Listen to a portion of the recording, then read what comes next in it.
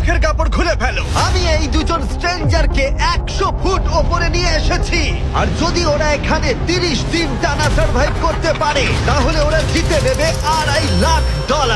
তোমরা একে অপরকে হাই বল। চোখের কাপড় খুলে ফেলো। আমি এই দুজন স্ট্রেঞ্জারকে 100 ফুট ওপরে নিয়ে এসেছি, আর যদি ওরা এখানে 30 দিন টানা সার্ভাইভ করতে পারে তাহলে ওরা জিতে নেবে $2.5 লাখ।